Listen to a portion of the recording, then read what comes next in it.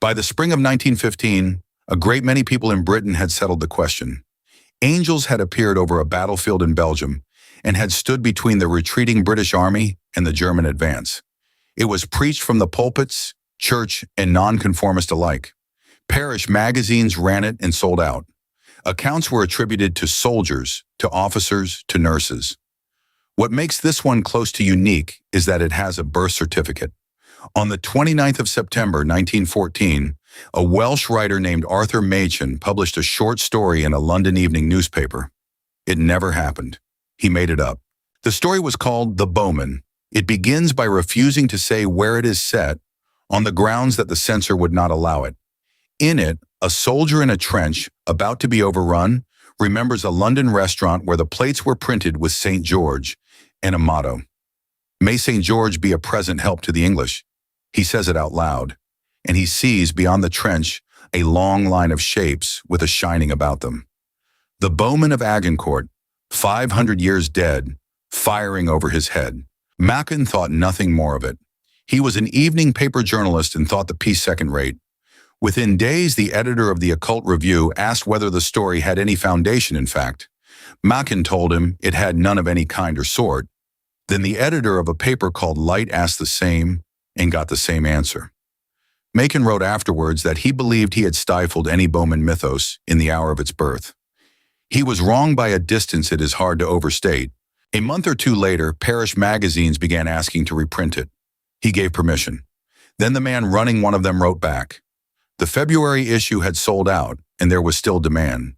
Would Machen allow a pamphlet, and would he write a short preface, giving the exact authorities for the story? Machen replied that he could not give his authorities because he did not have any. The tale was pure invention, and the priest wrote to him again, suggesting to Machen's amazement that he must be mistaken, that the main facts of the Bowmen must be true, and that Machen's own part had surely been confined to the elaboration and decoration of a true history.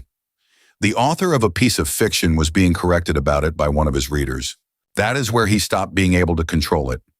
Versions of his story began to circulate as authentic history. In several of them, the vegetarian restaurant was still there, and one version held that dead Germans had been found on the battlefield with arrow wounds in their bodies. Machen had thought of that scene himself while plotting the story and thrown it out. Too fantastical for a fantasy, it came back to him a few months later as a fact. Then the details started falling away. In the later versions, there is a cloud between the two armies and something shining inside it. St. George is gone, the arrows are gone, the Bowmen are gone, and in May of 1915, a writer named A.P. Sinnott reported in the Occult Review that those who could see said they saw a row of shining beings between the two armies. Machen read that sentence and recognized his own. What he had written 8 months earlier was a long line of shapes with a shining about them. One word survived the journey: shining.